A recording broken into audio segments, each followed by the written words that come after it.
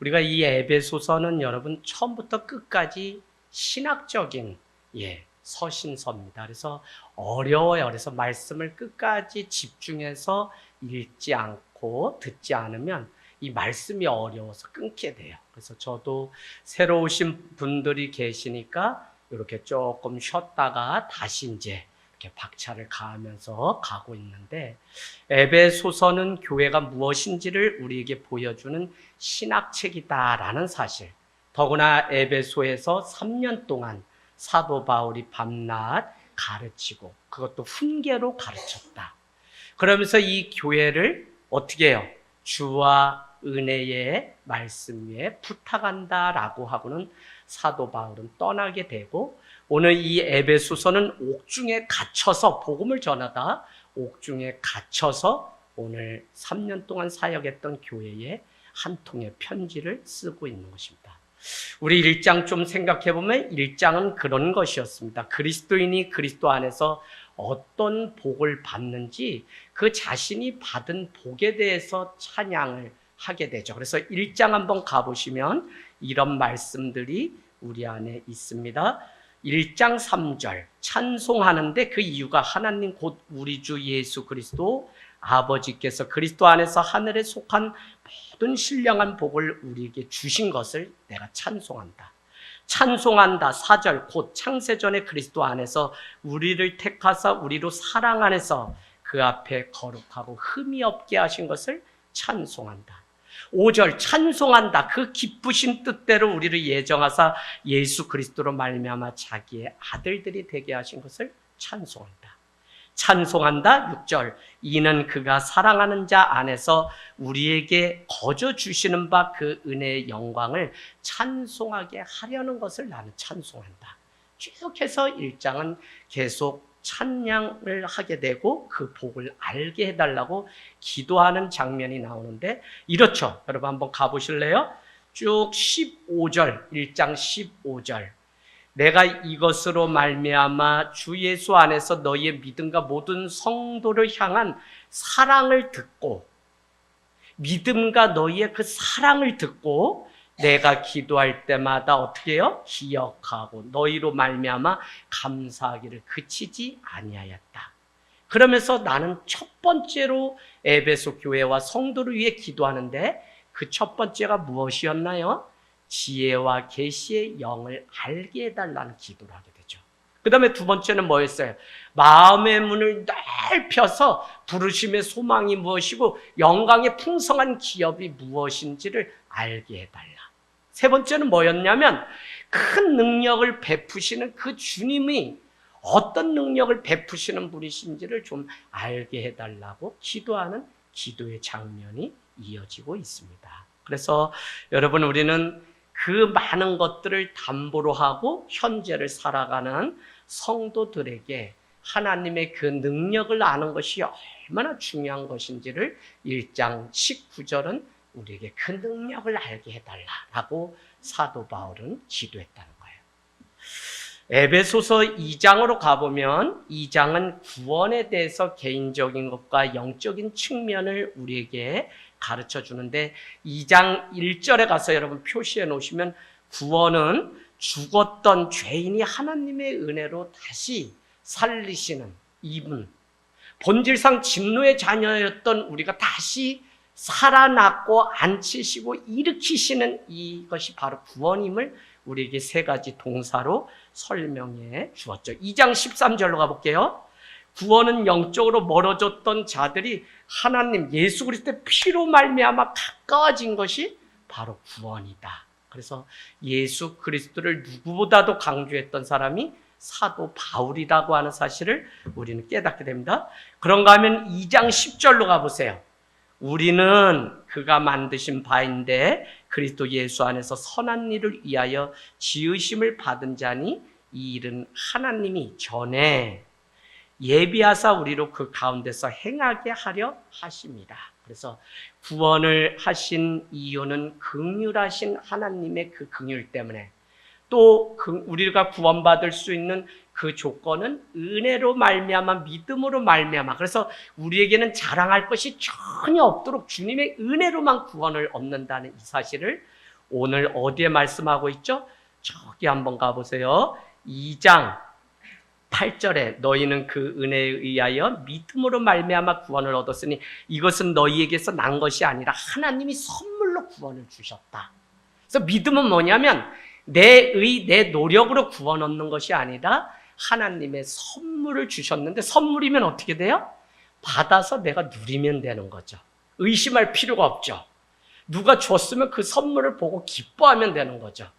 그런데 많은 사람들은 이 선물을 알지 못하기 때문에 이게 먹으면 죽나 틀리나 늘, 더구나 그럴 수밖에 없는 것이 훼손된 복음, 더구나 거짓 증거자들이 나타나면서 우리는 하나님의 선물인 이 복음에 대해서도 의심을 해야 되는 상황 가운데 놓였고, 우리에게 뭐라고 얘기하냐면 구원하신 목적이 하나님의 그 영광을 드러내기 위해서 행하게 하려고 우리에게 구원을 이루셨다라고 말씀해요. 그러면서 2장 21절 22절에 중요한 것은 교회가 무엇인지 우리에게 가르쳐 주는데, 21절 22절 2장입니다. 쭉 훑습니다. 예수 그리스도 안에서 건물마다 서로 연결하여 주 안에서 성전이 되어 가고, 교회는 완벽한 완성의 집단이 아니라 되어 가고 있는 과정 중에 있어요. 그래서 우리가 신앙생활을 하면서 가장 먼저 인정해야 되는 게 뭐냐면 우리는 완성된 사람이 아니다. 그거는 목회자도 그러고 장로님도 그러고 다 성전이 되어 가기 위해서 그로잉, 비커밍 되어 가고 있는 과정 속에 있다. 그래서 우리가 사장에 가면 아는 것과 믿는 것이 예수 그리스도의 장성한 분량에 이르는 데까지 충만해서 닮아갈 때 우리가 온전함을 누릴 수 있지, 거기에 가는 게 이제 우리의 목표인데, 신앙의 목표인데, 그 전까지는 우리는 여전히 죄인들의 모임이고 자기의 의와 자기의 의가 더 강한 사람들이 모인 곳이 교회다. 그러니까 이 교회가 하나님의 은혜를 드러내는 전이 되고 온전한 교회, 은혜의 전이 되려면 우리 각 사람 한 사람 한 사람이 은혜 가운데 서서 붙들려서 자라가야지만 이 교회의 연합이 함께할 때 아름다운 하늘 땅 교회가 될 수 있어요. 그래서 여러분, 그냥 다녀줍니다, 그냥 목사님 알아서 왔습니다, 이런 성도가 필요한 게 아니라 이제는 내 신앙의 목표가 내 믿음이 자라서 나도 장성한 분량에 이르기 위해서 서로 믿음의 선한 이 싸움을 싸우도록 돕고 격려하고 밀어주고 하는 게 소그룹의 아주 중요한 목적이라고 할 수 있습니다. 왜? 신앙은, 교회는 혼자 할 수 있는 게 아니라 우리가 예수 그리스도의 형상을 우리가 닮아서 우리가 그분의 뜻을 이루는 일이기 때문에 복수입니다. 그래서 지체가 모인 이 복수가 하나님의 형상을 닮아가라고 창세기 1장 26절은 말씀하고 있기 때문에 신앙이라고 하는 것은 내 한 사람이 서서 되는 게 아니라 서로 얽히고 설켜서 성전이 되어가는. 그러면 여러분, 요즘 교회가 뭐가 문제인지를 여러분 아셔야 돼요. 뭐가 문제냐면 관계하기 싫고 관계가 끊어지고 저 사람 저렇게 하는 거 꼴 보기 싫고 뭐 문제 드러나는 거 나 싫고 나는 그냥 예배만 드리고 얼른 가고 말씀 막 이렇게 되잖아요. 점점 더. 그러면 교회를 온전히 모르는 거예요. 나의 부족함이 서로 얽히고 설켜서 부딪혀서 깎여서 나의 모남이 하나님을 닮아가는 것으로 변화돼야 되는데 신앙이 개인화되니까 교회는 그냥 내 한 사람의 신앙만을 위해서 살아가면 그만이 되니까 서로 변화될 수 있는 시간이 없어요. 그래서 여러분, 공동체라고 하는 것이 얼마나 중요한지를 우리는 다시 배우게 됩니다. 22절, 너희도 성령 안에서 하나님이 거하실 초소가 되기 위하여 그리스도 예수 안에서 이번엔 어떻게 해요? 함께 지어져 간다는 거예요.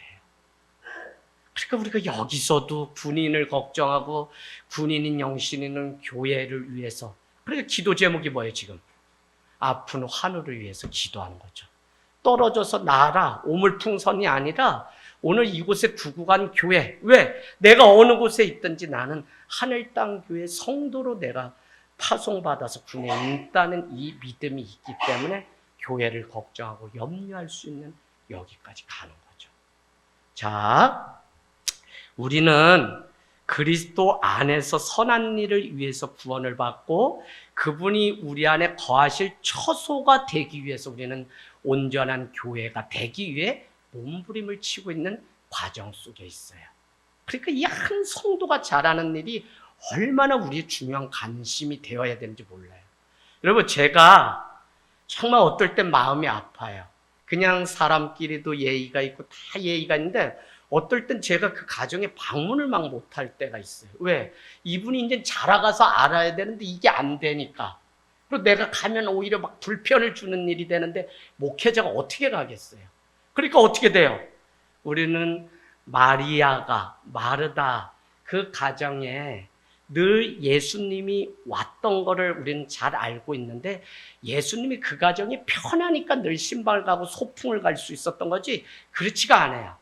그러면 늘 가슴 아픈 게 뭐냐? 우리 교회도 14년 됐는데 이제는 하나님을 알고 우리 자녀든지 누구든지 교회를 오는 성도가 아니라 정말 장성한 분량에 이르러서 그 일을 감당하고 하나님의 일들을 아는 성도들이 모여야지 교회가 교회되는데 이걸 알지 못하면 너무 안타까운 거죠.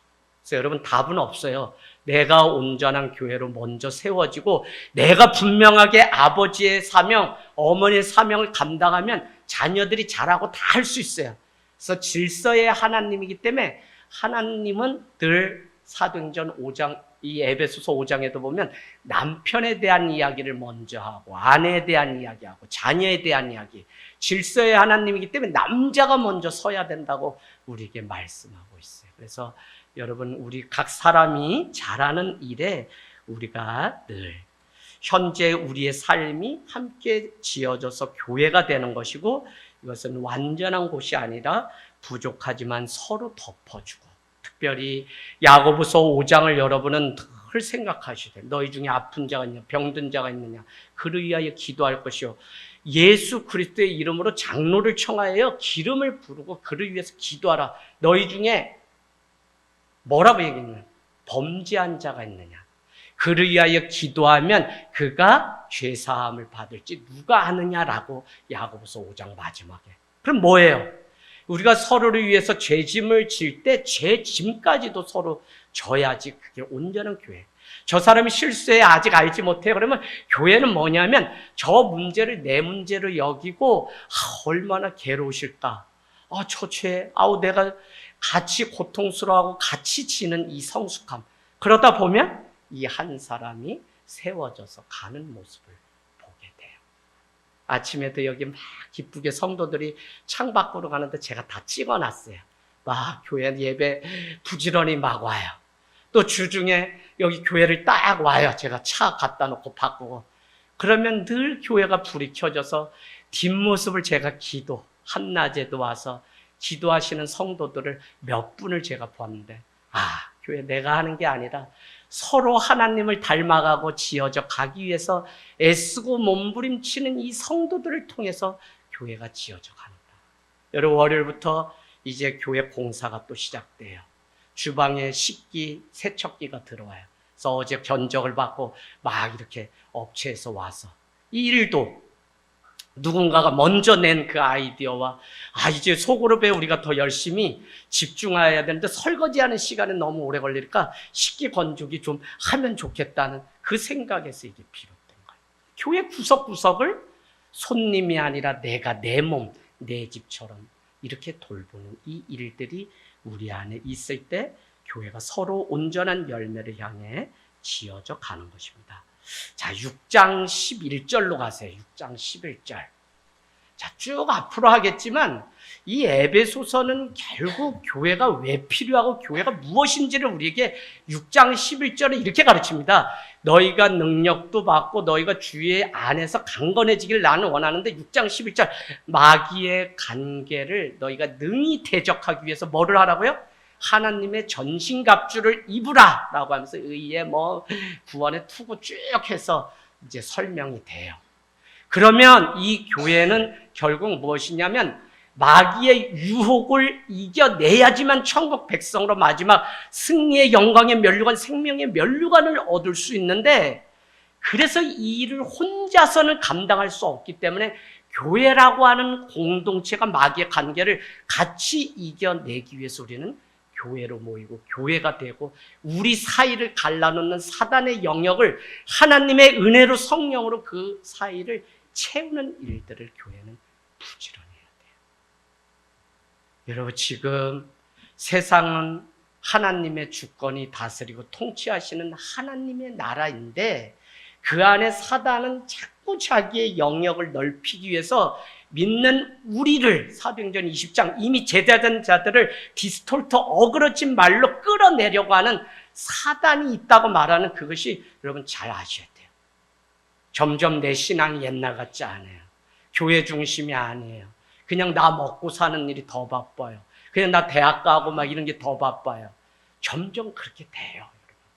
그래서 늘 말씀과 기도 가운데 우리가 깨어서 하나님 앞에, 그래서 마틴 루터는 성도는 99%를 하나님의 존재, 영을 늘 기억한다면 1%는 마귀의 관계가 우리에게 있다는 것을 한시도 놓치지 말고 살아가야 된다.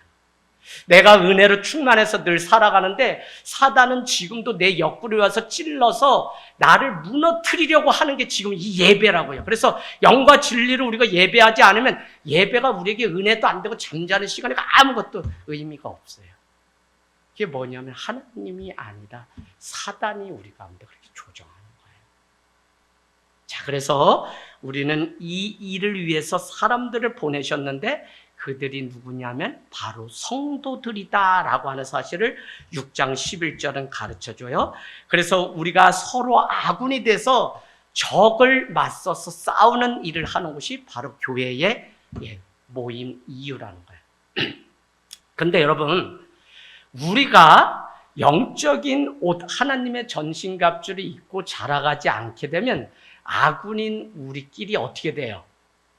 우리끼리 싸우다가 마는 게 교회가 돼요. 요거 이해되시죠? 무슨 얘기인지? 교회를 세우신 것이 그리스도의 영광을 드러내고 구원을, 우리를 은혜로 긍휼로 구원해 놓았는데 그 사람들이 하나님의 양자를 삼아서 자녀까지 삼아 주셨는데 이 자녀들이 모여서 하나님의 선한 일을 해야 되는데 이 사람들이 서로 자라가지 않으면 아군인 줄 알았더니 아군 안에 적군 있고 사단 있고 막 이래서 교회는 마지막 때 분명히, 그래서 베드로전서 3장은 내가 하나님의 집을 먼저 심판함으로 인해서 믿지 않는 자가 당할 심판이 무엇인지 본을 삼겠다고 얘기해요.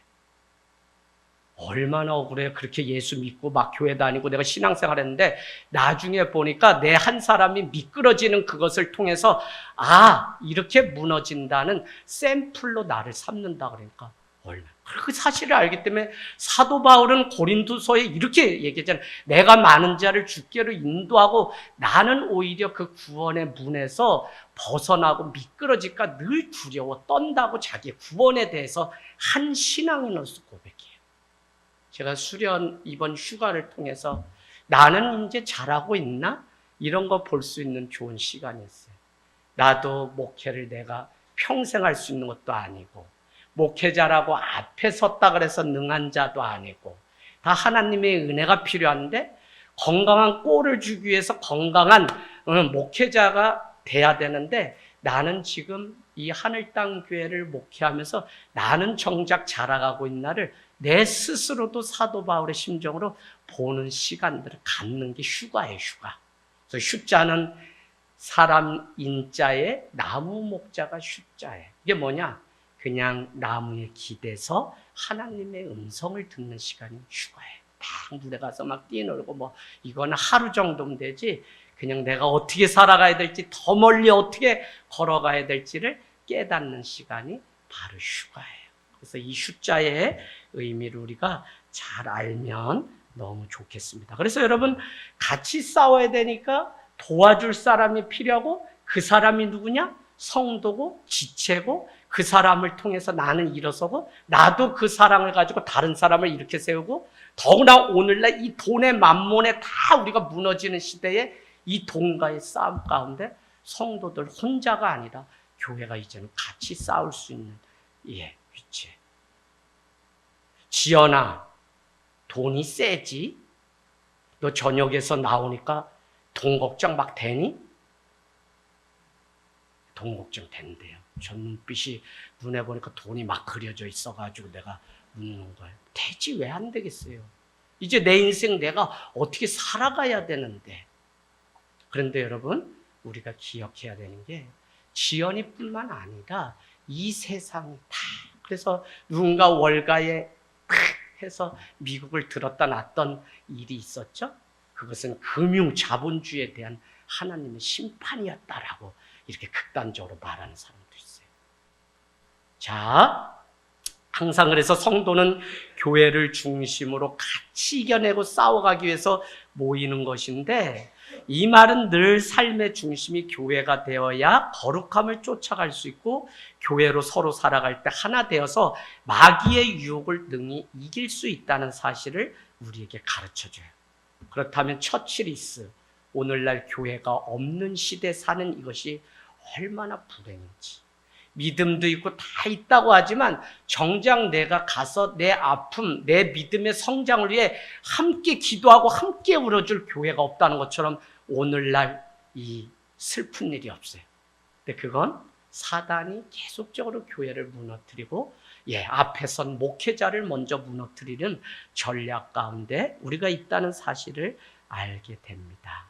여러분, 정말 무딘 칼날로는 싸워봐야, 휘둘러봐야 힘만 들지 전혀 사단의 영역에 우리가 공격을 할 수가 없습니다. 그래서 영적 싸움의 승리를 위해서 우리가 강해져야 되고, 그 일을 위해서 하나님의 도우심을 늘 하는 것이 무엇이냐면 사도 바울은 기도였다는 거예요. 그래서 너희가 하나님을 알고 그 지혜를 알아야 되고 마음의 눈을 열어서 그 부르심이 무엇인지 확실해야지 오늘 이 예배 드릴 수 있고요. 너희를 향하신 영광의 그 기업의 풍성함이 무엇인지 알아야 우리는 이 고난 속에서도 주님을 따라갈 수 있지. 이제는 신앙생활 어렵네, 힘드네, 뭐 하라고 자꾸 하네, 책임만 있네 이러면서 다 떠나기 때문에 교회가 점점, 그거는 여러분이 믿음이 있으시면 들으십시오. 사단이 여러분을 자꾸 편한 길로. 그래서 여러분 C.S. 루이스의 그 편지, 무슨 편지죠? 그 편지에 보면 이런 글귀가 있죠. 아무리 사단이 계속 하나님 그래도 해봐라 해서 성도를 끌어내라 해서 별 방법을 다 했는데 방법을 쓸 때마다 성도는 더 믿음이 강해져서 안 넘어지더라는 거예요. 그래서 마지막 방법이 뭐였어요? 내일 하면 되지 했더니 성도들이 다 무너지더라고요. 여러분, 오늘날 우리의 이 교회가 지금 하나님 앞에 어떤 신앙이고 내가 어떤 믿음으로 서 있는지가 왜 중요하냐면, 재림의 주님은 언제 임할지 모르는데 우리가 깨어있지 않으면 우리는 내일 하지 하다가 다 잠들어서 썩은 냄새가 쾌쾌 나는, 건물은 막 에어컨도 있고 뭐 있고 하는데 다 우리는 쾌쾌 죽어서 그냥 하나님을 보는 신앙에 사람 보고 이렇게 살게 돼요. 이게 얼마나 잘못된, 왜? 신앙은 하나님 믿는 건데. 자, 그래서 우리가 믿음을 다시 한번 생각해 보면 좋겠습니다. 자, 크게 다시 나눠요. 오늘 말씀 여러분 표시해 놓으세요. 14절, 15절은 기도의 대상이 누구여야 되는지, 기도의 대상에 대해서 분명히 가르치고요. 16절에서 19절은 기도의 내용이 나와 있고요. 20절, 21절은 기도에 대한 확신, 기도의 확신. 세 부분으로 사도 바울은 오늘 3장을 나눴어요. 그래서 14장, 15절은 기도의 대상이 누구였죠? 하늘과 땅의 모든 족속에게 뭐요? 이름을 주신 아버지 하나님. 그분의 이름으로 기도하고 그분 앞에 무릎을 꿇고 기도한다는 거예요. 이 기도를 한다 그랬는데 엄한 거에 우리가 무릎을 꿇고 기도하면 이게 말짱 도루묵이 되는 거예요. 그래서 기도의 대상이 무엇인지 분명히 알아야 되는데, 예수님도 하늘에 계신 우리 아버지요, 제자들도 너희가 기도할 때 하늘에 계신 우리 아버지요 라고 기도하라고 우리에게 마태복음 6장 9절에 분명히 가르쳐 줍니다.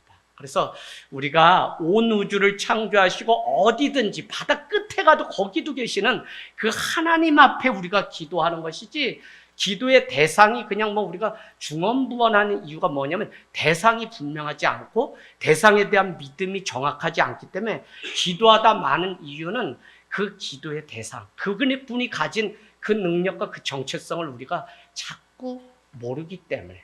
그러니까 내 문제 가지고 와요. 근데 가지고 오는데 중요한 것은 내가 오늘 내 기도를 들으시는 그분이 누구신지를 정확히 알고 그분의 능력을 내가 믿는다면, 능력을 알게 해달라고 그랬는데 그 능력을 믿는다면 난 그분 앞에 나가서 무슨 일이 있건 없건 먼저 달려가서 기도할 수밖에 없죠. 근데 그 대상이 불분명하니까 그냥 물 떠놓고 삼신할머니한테 하듯 그냥 예수님께 하는 흉내 내는 것이고, 저기 붙여 그냥 비나이다 비나이다 하던 그거 가지고 주님께도 나와서 살아가는, 엄청 중요해요, 여러분. 제가 우리 교회는 그냥 깨어서 있어야 된다고 늘 이런 설교를 하니까 여러분이 늘 들으니까 그냥 똑같은 소리로 들을지 모르지만 이런 말조차도 오늘날 교회가 안 한다고요. 여러분, 잘 먹고 잘 쉬고 가십시오. 하나님 능력이 있으십니다. 무엇이든지 구하면 하나님 다 들어주십니다. 듣기 좋은 소리 얼마든지 할 수 있어요. 그러나 여러분, 깨어 있어야 돼. 이 마지막에 휴가 기간이고 방학이라 아니, 깨어 있어야 돼. 이제 우리 아이들 다 이번 주죠. 이번 주 벌써 다 개학해요. 그러면 학교로 가요. 그러면 만나는 그 영역이 교회라고 하는 이 은혜가 아니다. 그곳에서 또 싸워내야 돼. 그러니까 어떻게 돼요? 보내놓고 자녀들에게 떠밀지만 말고 부모가 기도하고 이 아이들의 인생을 밀어줘야 된다는 거죠. 자, 원래부터 하나님과 우리가 이런 관계가 아니었죠. 하늘에 계신 우리 아버지요 라고 하는 그런 관계가 아들과 아버지의 관계가 아니었어요. 우리는 한번 표시해 놓으세요. 에베소서 2장 2절. 원래 우리가 누구인지를 알지 못하기 때문에 우리는 자꾸 병들고 썩는데 2장 2절에 보니까 이렇게 됐어요. 원래는 우리는 불순종의 아들들이었어요. 그죠? 지금도 하나님이 계시지 않기 때문에 우리는 얼마든지 불순종의 자리에 서요. 자, 두 번째, 우리는 원래 2장 3절에 보니까 본질상 진노의 자녀였어요. 그걸 우리를 아들 삼아주셨다는 거예요. 원래는 그렇지 않았어요. 2장 3절. 자, 그런데 더 중요한 건 1장 5절로 가시면 그분의 기쁘신 뜻 안에서 예정대로 예수님으로 말미암아 자기의 아들로 삼아주셨어요. 1장 5절. 딸로 삼아주셨다고요. 이걸 믿는 거예요. 자, 더 중요한 것은 2장 19절로 가세요.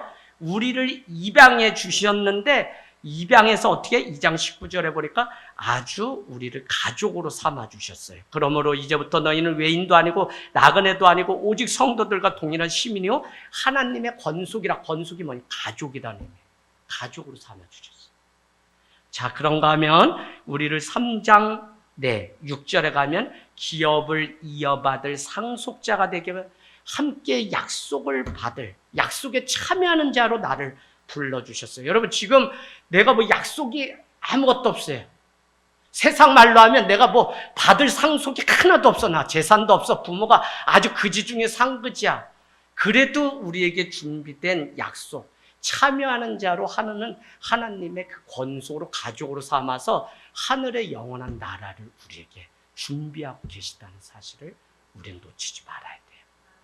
자, 그 다음에 하나님께 나아갈 때 우리는 더 이상 종이 아니라 아들로 삼아주셨어요. 그래서 3장 12절 가볼게요. 3장 12절 뭐라고 말씀하시냐? 우리가 예수 그리스도 안에서 그를 믿음으로, 예수 그리스도를 믿음으로 말미암아 담대함과 확신을 가지고 하나님께 나아감을 얻게 된 거예요. 왜? 더 이상 종이 아니라 아들로 삼아주셨기 때문에 우리는 종으로서 가는 게 아니라 담대함과 확신을 가지고 가요.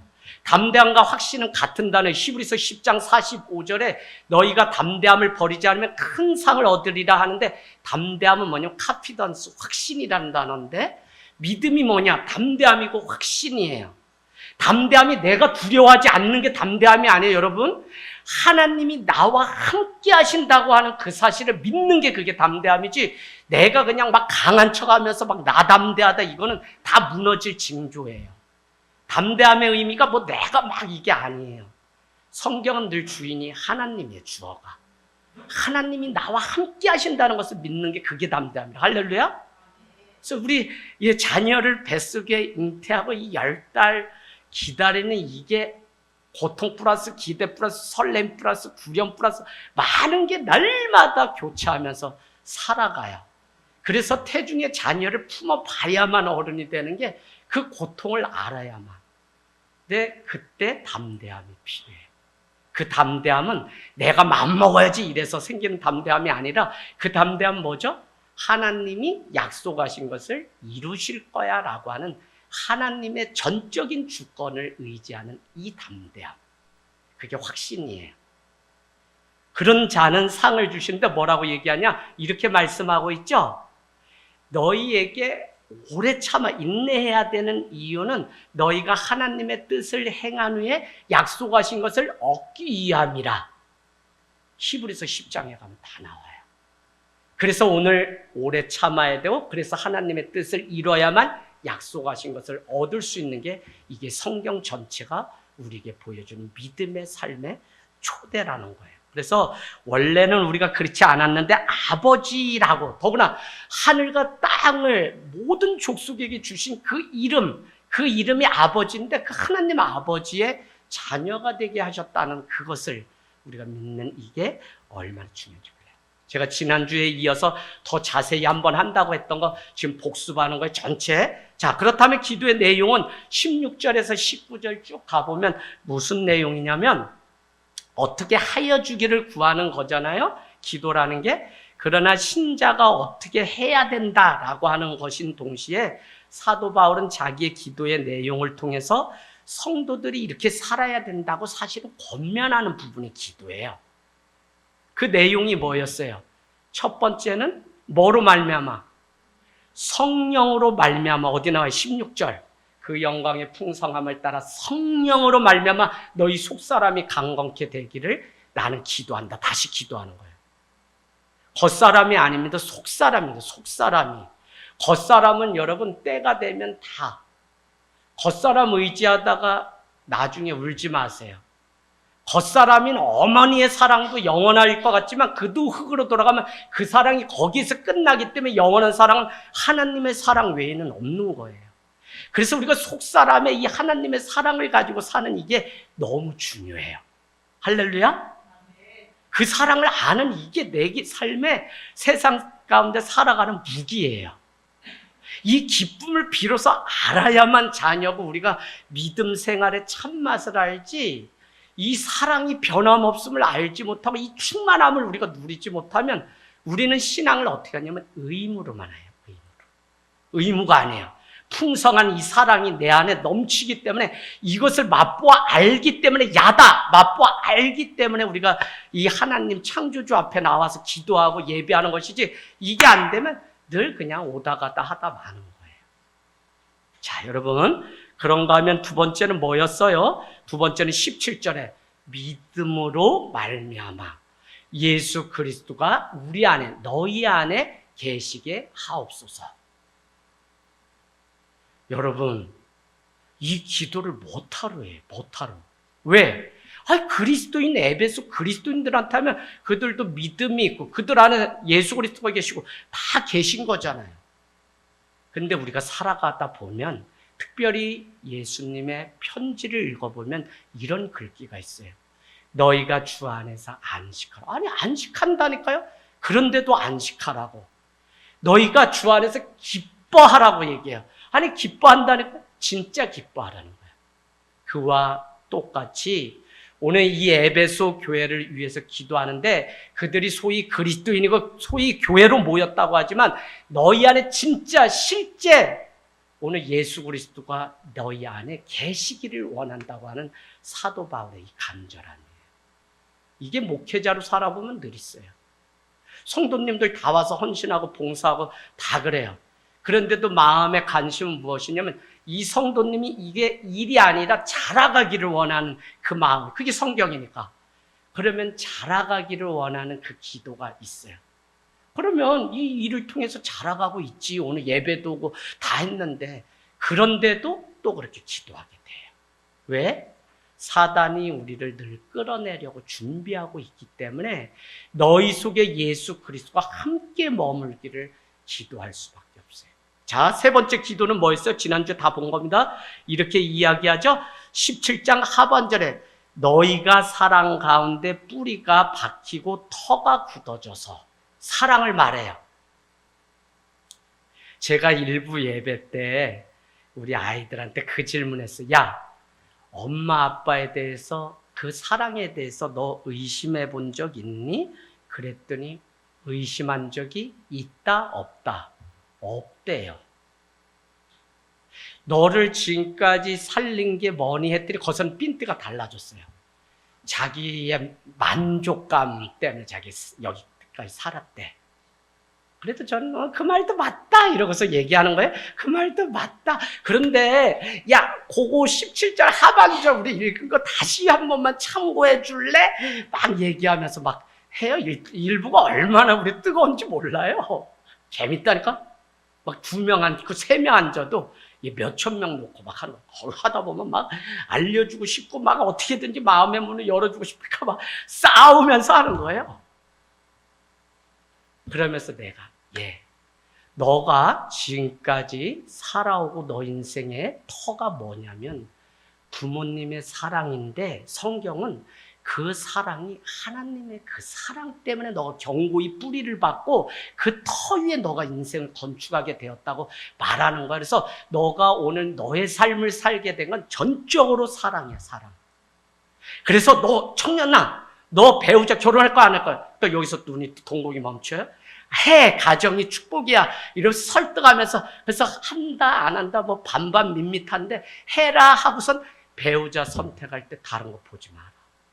예수 그리스도의 사랑을 알고 그 터 위에 인생이 서 있는 사람을 만나야만 너가 행복한 삶을 살지, 그렇지 않으면 아무나 만나게 되면 너가 그 훈련을 대신 받으면서 눈물을 흘린다. 그래서 아무나 하면 안 되고 정말 믿음 안에서도 그 사랑을 맛보아는데 그 사랑이 뭐냐? 오늘 뭐라고 얘기해요? 18절에 능히 모든 성도와 함께 지식에 넘치는 그리스도의 사랑을 이번에 또 알라 그러고 그 사랑의 너비와 19절 길이와 높이와 깊이가 어떠한지 깨달은 자를 내가 만나라고 그렇게 얘기했어요. 여러분, 이게 사도 바울의 다 전적인 기도예요. 기도.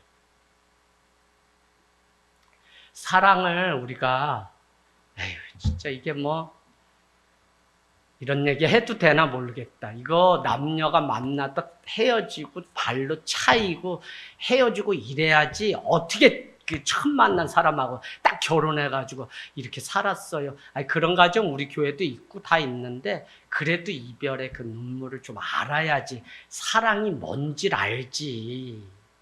그걸 모르면은 그 사랑이 전부인 줄 알고 갔다가 지금 쏘갔다는 얼굴이 여럿 있잖아요. 그렇게 돼. 무슨 얘기냐면 사랑도 그 넓이, 깊이, 높이, 길이를 느끼는 게 다 달라요. 예수 그리스도의 그 사랑을 깊이를 조금 발만 담근 사람도 있고 그 사랑의 깊이가 너무 깊어서 모든 것을 이제는 용서까지 할 수 있는 사랑의 깊이. 사랑의 넓이가 얼마나 대단하면 로마서에는 누가 예수 그리스도의 사랑 안에서 칼이나 화이나 기근이나 적신이나 두려움이나 그 어떤 것도 끊을 수 없다고 했던 그 사랑의 깊이를 맛본 사람 죽음도 두려워하지 않아요. 할렐루야. 그래서 여러분 사랑에도 깊이, 높이, 넓이가, 길이가 다 다른 거예요. 그거를 오늘 사도 바울은 알라고 사랑에 대해서만 쭉 설명을 오늘 우리에게 해주고 있어요. 자, 그런데 그럴 수 있는 게 뭐냐면요, 20절이에요. 지금까지 믿음, 소망, 사랑 다 얘기했는데 20절에 우리 가운데 역사하시는 능력대로 우리가 구하거나 생각하는 모든 것에 더 넘치도록 능히 하실 이가 하나님이고 우리의 아버지이기 때문에 우리는 할 수 있다는 거예요. 우리가 생각하고 우리가 구하잖아요. 근데 그것보다도 더 넘치게 주실 분이 누구세요? 하나님이잖아요. 예수 그리스도예요. 그래서 오늘 사도 바울은 다시 거꾸로 들어가면 믿음으로 너희 안에 예수 그리스도가 있게 하고 너희가 성령 안에 제발 예수 그리스도가 그 안에 속사람 안에 가득 찬 삶을 살고 너희가 부디 예수 그리스도의 그 사랑의 넓이 깊이를 온전히 깨달아서 알아서 그래야만 너희가 그 위에 더 능하실 이의 그 능력이 있다는 사실을 믿을 수 있고 알 수 있고 소망을 가질 수 있으니까 우리 계속 이 기도를 하고 있는 거예요. 여러분, 참 오늘 이 말씀 얼마나 단지 휴가지에서 또 휴대폰 꺼내놓고 또 보고 또 봐도 너무 달아요. 너무 달아요. 그냥 말씀 그냥 전하라 하면 이 말씀 나의 그냥 18번 말씀처럼 제가 삼고 싶을 정도로 짜면 너무 다음 주에 은혜 되면 또 한 번 더 할 수도 있어요. 이 말씀이 깊이가 이게 너무 사랑이. 우리 안에 상처가 있어요. 사람들마다 회복돼야 될 게 있어요. 그래서 다른 많은 방법을 찾아요. 먹어도 보고 친구도 만나고 많은 방법 찾아요. 그런데 결국은 그 흔적 덩어리 트라우마는 우리 안에 여전히 남아있어요. 그런데 예수 그리스도의 이 사랑을 진짜 온전히 경험하게 되면 이 상처를 겪은 사람을 자기가 용서뿐만 아니라 품게 되고 그의 인생이 걸어갈 수 있도록 돕는 이게 뭐냐면 바로 교회. 저는 그래서 우리 교회가 저도 그냥 눈물 없이 이제 딱 하면은 이렇게 하고 딱 움직이고 이런 교회면 좋지. 집사님, 그런 교회면 좋아요? 문제 없고 맨날 모이면 웃기만 하는 교회. 좋아요? 좋지? 근데 하나님의 이 교회를 향한 신비한 방법은 뭐냐면 저 사람 살려는 왜 옆에 사람이 또 아프다고 병원 가고 저 사람 살려서 이제 기적입니다. 떡 해먹고 잔치하려고 그러면 그 옆에 사람이 또 뒤로 자빠졌는데 코가 깨졌다 그러고 교회는 해보니까 내가 제정신으로는 못해. 나 그래서 여러분이 보면 제가 이게 어떻게 보면 또라이지 제가 이게 온전해 보여요?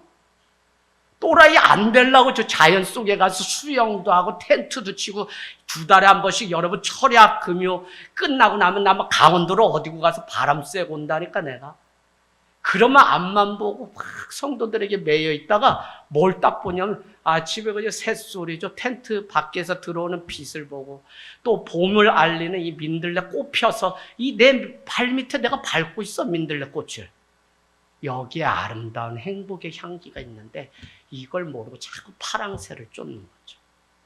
그래서 여러분 여행은 우리 자락이에요. 정말 사랑하는 자는 더 멀리 여행을 보내라는 말이 다르지 않아요. 사막이 아름다운 것은 그 안에 오아시스가 있기 때문에. 우리 교회가 아름다운 건 좀 다른 거 아니에요. 정말 생긴 것도 다 다르고 사연도 다 있고 눈물도 어떨 땐 내 혼자 다 알기도 버거울 때도 있어. 이렇게 그냥 몇 명 이렇게 모여서 하는데도 어떻게 그렇게 일들이 많은지. 근데 보세요.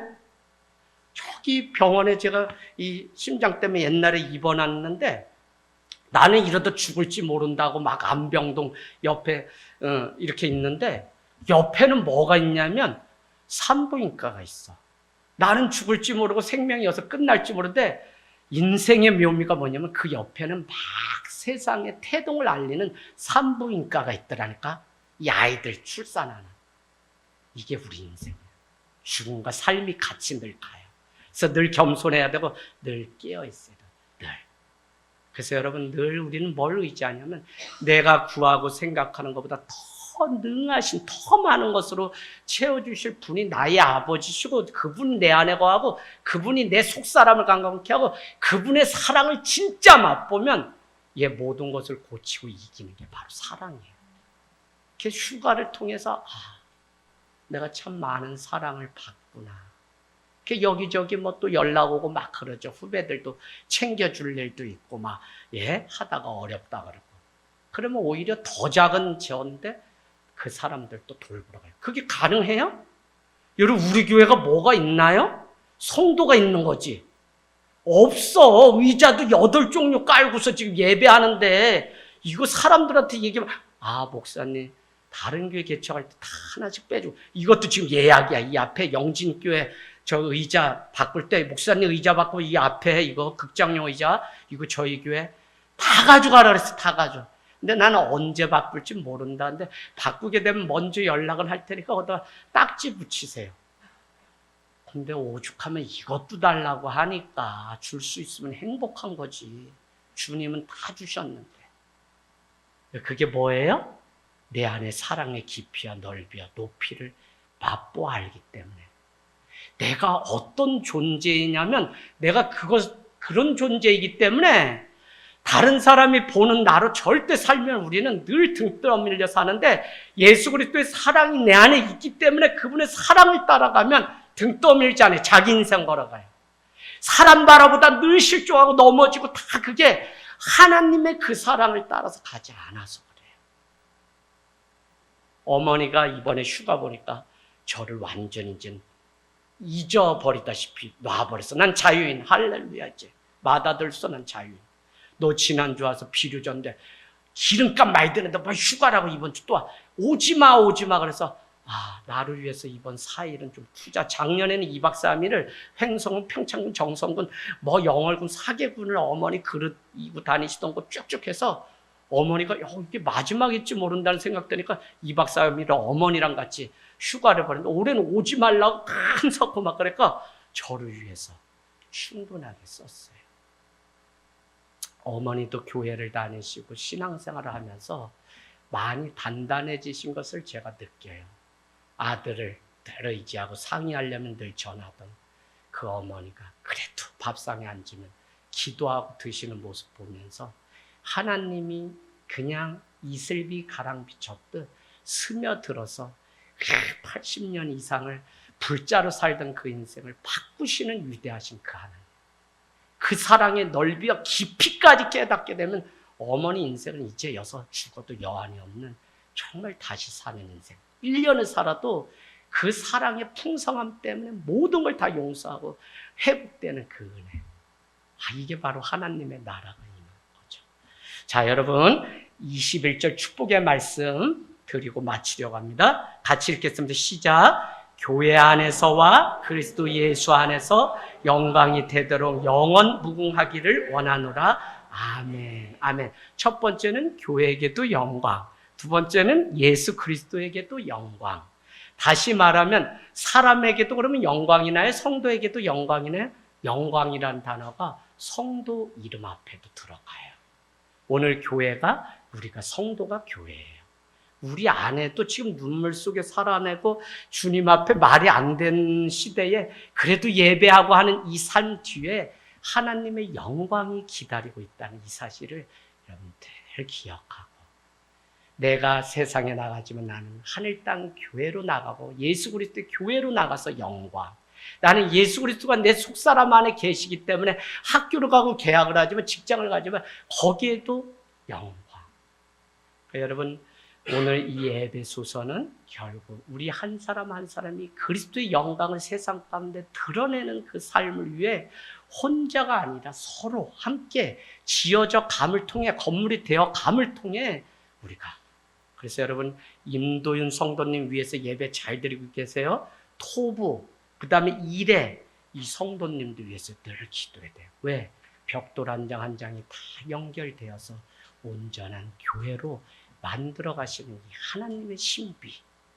그게 4장 5장에 가면, 5장에 가면 결국 가정 이야기를 해요. 가정이 교회라는 거예요. 가정에 있는 남편과 아내와 자식이 교회라는 거예요. 그러니 여러분 하늘 땅 교회가 이 원리를 알고는 가장 교회가 해야 되는 마지막 사역. 여러분도 그냥 어떤 것을 내가 천사의 말을 할지라도 하나님이 나에게 주신 처음이자 마지막 사역은 뭐냐면 가정을 세우는 일이에요. 이거 아무리 내가 뭐 믿음 뜨겁다고 해서 그러지 마세요. 가정에 죽어가는 영혼들 세워서 그들도 그리스도의 영광이 임하는 자녀로 세우는 그 일. 몇 년 기다리면 된다고요? 2년만 기다리면 전역하고 다 돌아옵니다. 할렐루야.